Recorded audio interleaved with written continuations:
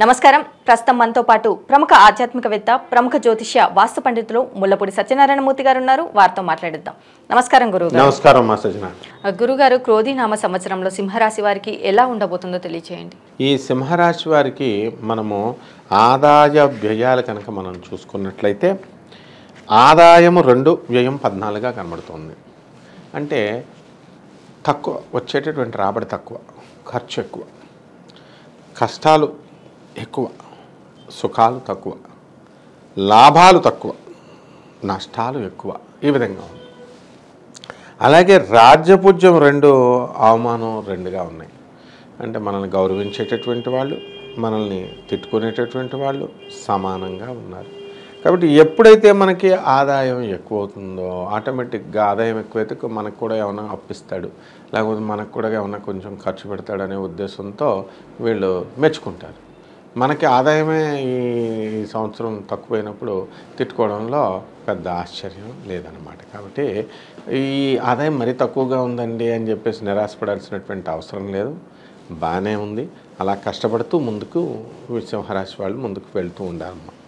మరి అలాగే వ్యాపార పరంగా చూసుకున్నట్టయితే వృత్తి, ఉద్యోగ, వ్యాపార పరంగా ఎలా ఉండబోతుంది అంటారు? వృత్తి, వ్యాపార, ఉద్యోగ విషయాలలో ఈ యొక్క సింహరాశి వారికి ఏప్రిల్ నుంచి మనకి జూలై నెల వరకు చూసుకున్నట్లయితే వర్క్ టెన్షన్ అధికంగా ఉంటుంది. రాజ్యస్థితిగతుడైనటువంటి ఈ యొక్క గురుడు మే 1, 2024 సంవత్సరం నుంచి శుభ ఫలితాలను ఇస్తాడు. వర్క్ లోడ్ ఎంత ఉన్నా సరే మీరు చేయగలుగుతారు. ఆ సుపీరియర్ ఆఫీసర్స్ యొక్క అనుగ్రహాన్ని మీరు పొందగలుగుతారు. వాళ్ళ మనసులను దోచుకోగలుగుతారు మీ వర్క్ స్టైల్తో.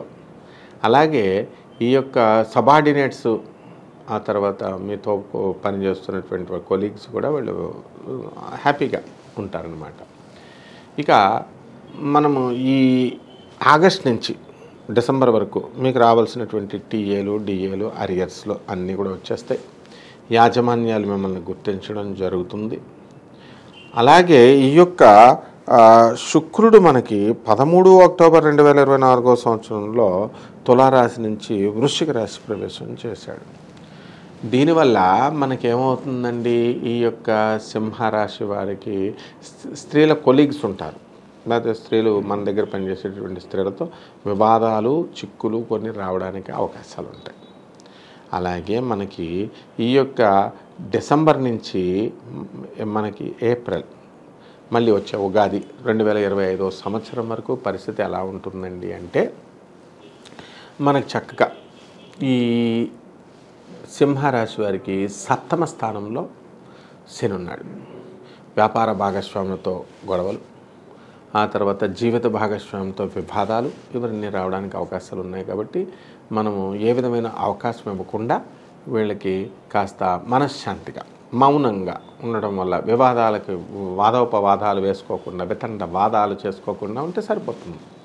అలాగే అష్టమ రాహువు విపరీతమైనటువంటి టెన్షన్ని ఇస్తాడు, మనశ్శాంతి లోపాన్ని ఇస్తాడు.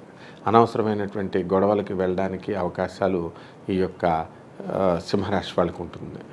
ధనస్థానంలో కేతు వచ్చాడు కాబట్టి ధనం ఇబ్బడిముబ్బడిగా ఈ 4 నెలల్లో జనవరి నుంచి ఈ 2024 సంవత్సరం ఏప్రిల్ ఉగాది వరకు 2025 వరకు బాగా సంపాదిస్తారు. మరి అలాగే కొత్త వ్యాపారాలు ప్రారంభించాలి అంటే ఎలాంటి వ్యాపారాలు ప్రారంభించవచ్చు అంటారు? ఏ సమయంలో ప్రారంభించవచ్చు అంటారు? కొత్త వ్యాపారాల దగ్గరకు వచ్చేసరికి ఎలక్ట్రానిక్స్ జోలికి వెళ్ళకూడదు, వీళ్ళు సాఫ్ట్వేర్ వ్యాపారాలు స్టార్ట్ చేయకూడదు. మరి ఈ ఇనుము సంబంధించిన వ్యాపారాలు కూడా నష్టాన్నే తీసుకొస్తాయి. మరి ఏం వ్యాపారాలు చేయాలండి అంటే బట్టల షాపులు పెట్టుకోండి, వైన్ షాపులు పెట్టుకోండి, పాన్ షాపులు, పూల షాపులు, కూరగాయల ఏజెంట్లు, కూరగాయల బిజినెస్లు, తర్వాత ట్రాన్స్పోర్ట్ బిజినెస్లు, ఇవన్నీ కూడా మంచిగా కలిసి వస్తాయి. అలాగే ఈ యొక్క రైతులు అగ్రికల్చరల్ ప్రొడక్ట్స్, ఫర్టిలైజర్స్, ఇలాంటివన్నీ బిజినెస్లు అన్నీ కూడా మనకి యావరేజ్గా ఉంటాయి. వీళ్ళు 7 డిసెంబర్ 2024 సంవత్సరం తర్వాత కొంచెం రాబడి తగ్గుతుంది. అంతకుముందు 4 నెలల్లో మంచి రాబడి అనేటటువంటిది ఈ యొక్క సింహరాశి వాళ్ళు చేయడం జరిగిందమ్మా. మరి అలాగే ఈ రాశి వారిలో ఆరోగ్యపరంగా ఎలా ఉండబోతుంది అంటారు? ఆరోగ్యపరంగా ఈ యొక్క సింహరాశి వాళ్ళు స్టాండర్డ్గా ఉంటారు, బ్రహ్మాండంగా ఉంటారు, హెల్త్ కాన్షియస్ని కలిగి ఉంటారు. జలుబు వస్తే వేడి నీళ్ళ బాటిల్ తాగుతారనమాట. అంత జాగ్రత్త ఉంటారు. జనరల్గా ఆ వేడే ఆఫీసులో వర్క్ చేసేటటువంటి వాళ్ళు కూడా వేడి నీళ్ళే పట్టుకెళ్తారనమాట. అంత జాగ్రత్తగా ఉన్నటువంటి వీళ్ళు మనకు 16 ఆగస్టు 2024 సంవత్సరంలో వరకు సింహరాశి ప్రవేశం చేస్తున్నాడు ఆయన, ఈ యొక్క రవి. మరి అప్పుడు బాగుంటుంది. అలాగే మనకి 13 ఏప్రిల్ 2024 సంవత్సరం అంటే మొదటి పార్టు సెకండ్ పార్టు బాగుంటుంది, ఆరోగ్యం ఏం ప్రాబ్లమ్స్ ఉండవు. ఆ తర్వాత పార్ట్లో ఈ యొక్క సింహరాశి వారి అంటే జనవరి 2025 నుండి ఉగాది 2025 వచ్చేంత వరకు కాస్త హెల్త్ ఇష్యూస్ రావడానికి అవకాశాలు ఉంటాయి. మైగ్రేన్ ఉన్నటువంటి వాళ్ళకి కొంచెం తలనొప్పి అధికంగా ఉండడము, ఆ తర్వాత మెడ నొప్పులు ఇలాంటివన్నీ కూడా రావడానికి జరుగుతాయి. అలాగే శస్త్రచికిత్సలు చేయించుకునేటటువంటి అవసరం కూడా ఏర్పడుతుంది. మోకాళ్ళ నొప్పులు ఈ బాధలు కూడా రావడానికి అవకాశాలు ఉంటాయి. మరి కుటుంబ పరంగా వీరికి ఎలాంటి సపోర్ట్ లభించే అవకాశం ఉంది అంటారు?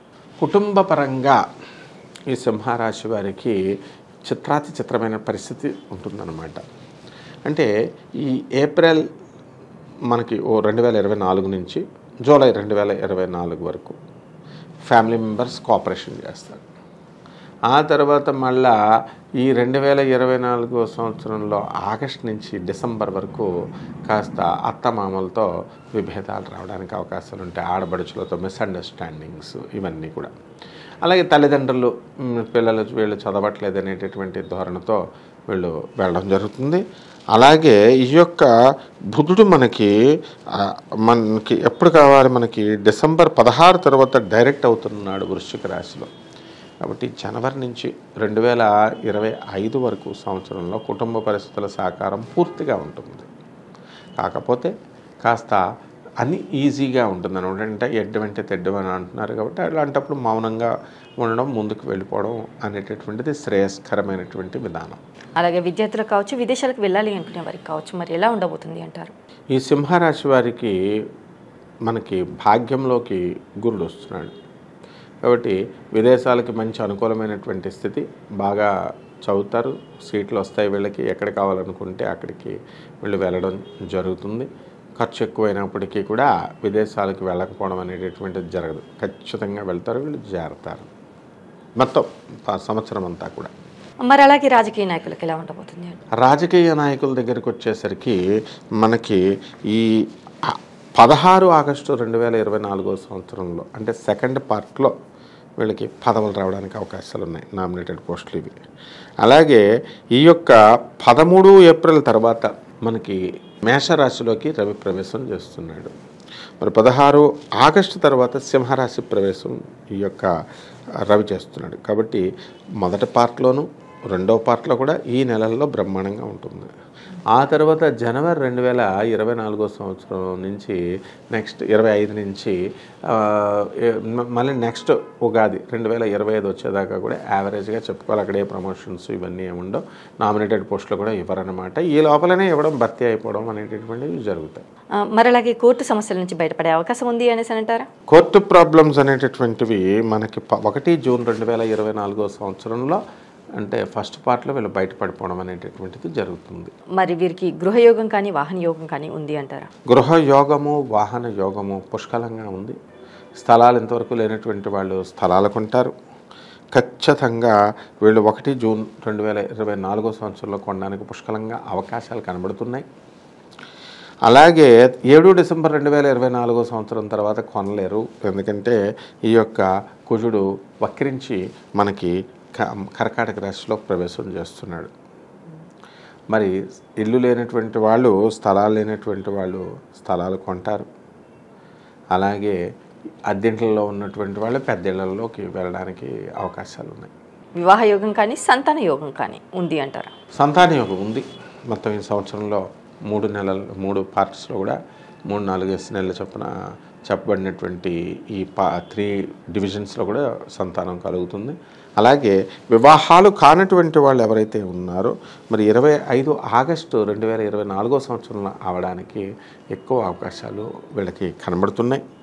అదేవిధంగా మనకి ఈ 28 డిసెంబర్న మనకి కర్కాటక రాశి నుంచి మకర రాశి నుంచి కుంభరాశి ప్రవేశం చేస్తున్నాడు శుక్రుడు. ఆ టైంలో కూడా పెట్టుడు ముహూర్తాలతో అయినా సరే వివాహాలు జరగడానికి అవకాశాలు ఎక్కువ కనబడుతున్నాయి.